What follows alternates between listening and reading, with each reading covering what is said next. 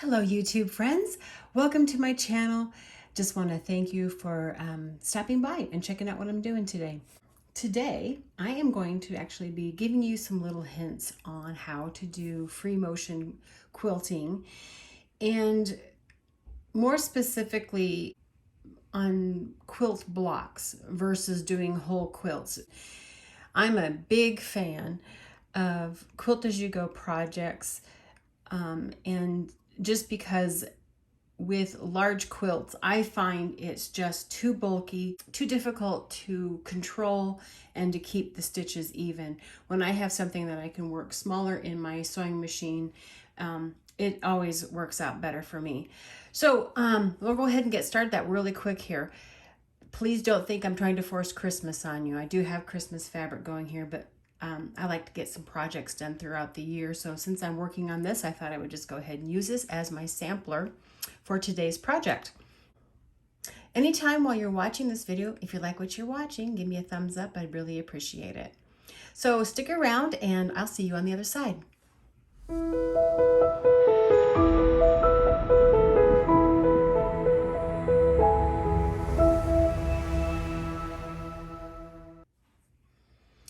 Like I said, I have a quilt block that I've put together here. And this is, it doesn't really matter, but this is about 13.5, 14 inches square. And I have chosen a red thread for the quilting on this project.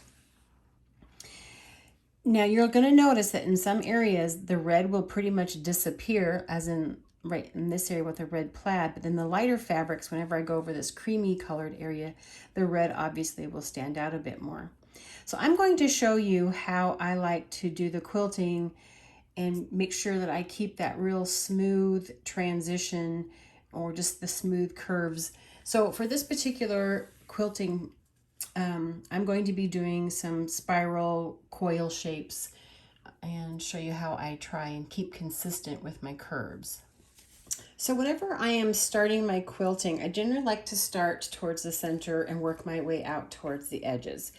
And another thing is, if I have an area where my thread's going to blend in better than other areas, that's where I'm going to actually pull my thread up to the top, and that's going to be where I start the quilting. And then what I want to do is I just want to make sure I bring my needle back down the same place where I came up. That way I don't see the lighter color thread that I have from the bottom, you know, making a stitch on top. So I typically will do like a stitch forward or a stitch back just to kind of lock it into place. So I have my hands on either side of my work, and that way I have good control. And I do like to wear gloves. I personally do not have sticky, sweaty hands, and so I cannot grip my fingers on the fabric and get it moving smoothly, so I need to use the gloves. So you want to start out slowly and then get your motion going, and that's where I'm going to stop. I made a circle. I'm going to go ahead and zoom in. So I made a circle, and then I'm going to circle back out in between my previous stitches, and then I'm just going to follow the previous shape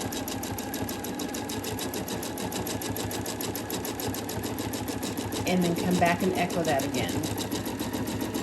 As you get more comfortable, you can make your machine go a little faster, your needle go a little faster. Okay, now you can see my lines are not completely perfect, and that's okay. We're not going for perfection. We're human beings, we are not computers. But what I want to do is I want to follow, or not follow, but echo this shape with the outside arc that I have here. So I'm going to come out away from it, but I'm going to be echoing. And then while I'm in the middle of this curve, I'm going to go ahead and start my next curve. I needed to zoom out so you can see what I'm talking about a little better. Like I said, I'm going to be following or echoing this outer curve.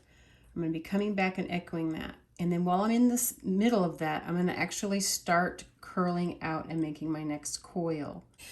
It just ensures that I have nice smooth curve. Anytime where I need to reposition my hands, I'm going to stop in an area where I'm in an area where the red won't show up. So just in case when I restart, I'll restart from where I stopped, I don't have a little jog in my stitching. Or at least if I do have a jog, it's not going to show up. Whereas if I were to stop here in this cream area and I got a jog, you would definitely notice it.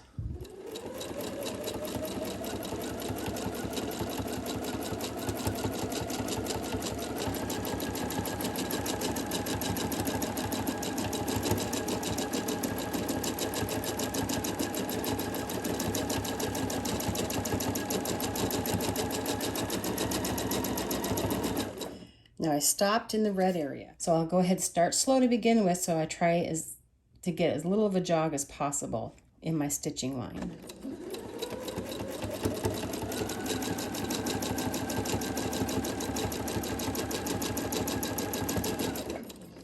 Now I'm going to stop here because you can see I have another curve. That's from my previous coil that I did. So what I'm going to go ahead and do is just echo back around the second one that I'm making.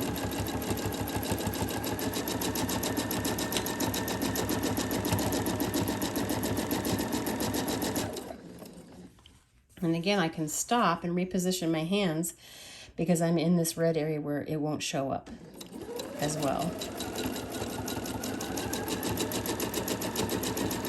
I'm going to go ahead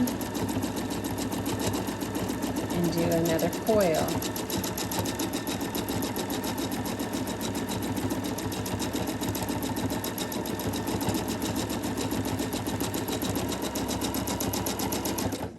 Stop, reposition my hands, slowly start.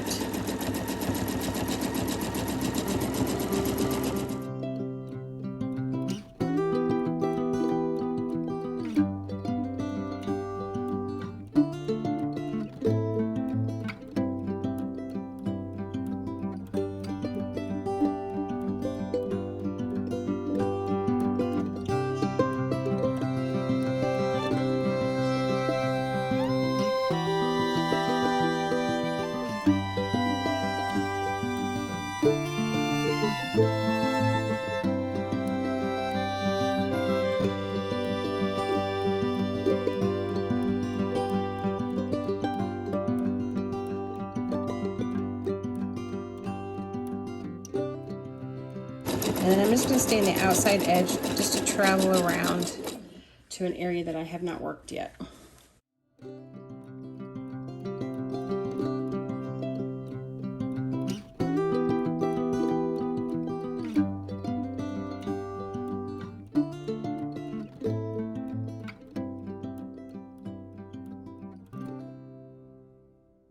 So I have this whole area right here that hasn't been stitched yet. I want to make sure I come back and do all that before I move on to the rest of the block.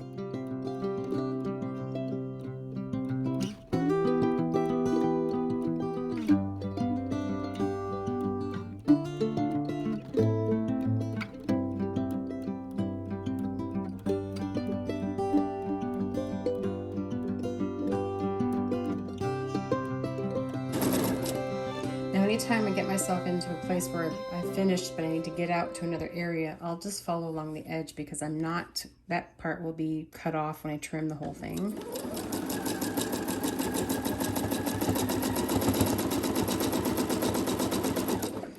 So it's really good to learn the areas that you can travel on your quilt pieces.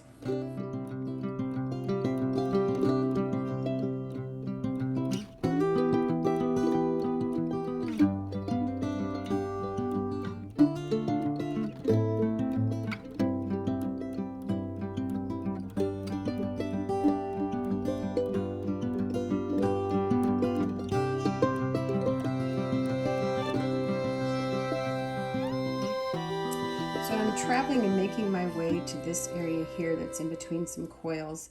It's just a little area that needs to get worked, but I'm just echoing, and I'm going to do that for a little bit, and then I'll make another spiral over in here.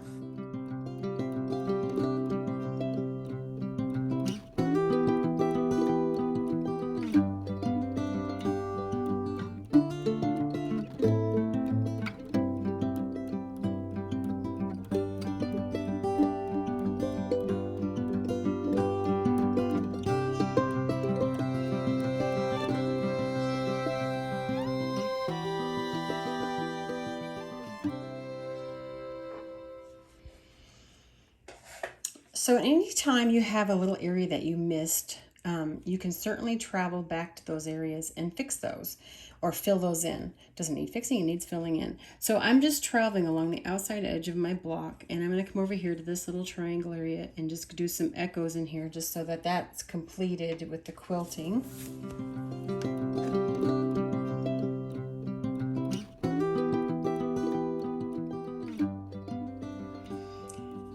All right, I have the whole thing quilted, but I did leave a little area right here that is too far apart. You're going to notice it because it's not close together like the rest of this quilting is.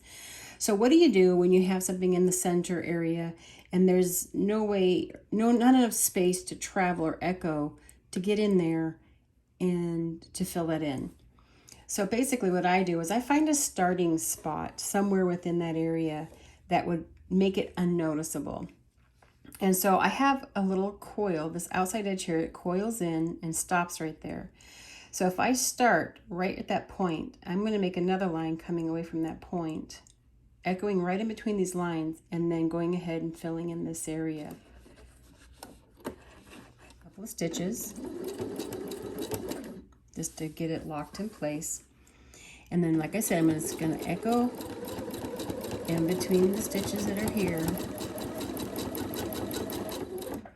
I need to get that trimmed.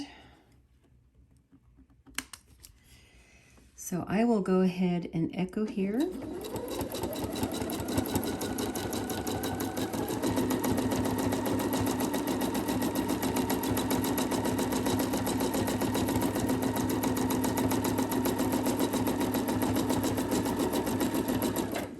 And then just stop and lock my stitch in place. So here you have it all quilted, and I just wanted you to know that this is not perfect. Not all my spaces are completely equal. There's some places where it's narrower or wider, and just remember, you're not a computer and you're not going to get perfect stitches. But I will say, and this is a pattern I don't do a lot, so I don't tend to make it as neat as I would if it's something that I do a lot of. And so I would definitely encourage you to find some patterns of stitching, quilting that you like to do, or that appeals to you, and then do those a lot, just so that you get the muscle memory and you get really good at it. The more you do it, the better you get. And yeah, this was a good one. I really wanted to show this one because I don't do this one a lot, and so I wanted to show you that it is not perfect. But also it's about making sure that you're turning your work so that you're seeing where you're going or where you've already been, not to, stitch in the same place that you've already been, and just learning to plan your path before you head there. And so I hope this helped. I hope maybe you found at least a nugget or two that you can incorporate into your own machine quilting or your free motion quilting. And yeah, I'll go ahead and end there, and we'll see you next time. I hope everyone is happy and healthy. And until next time, have a great one. Bye-bye for now.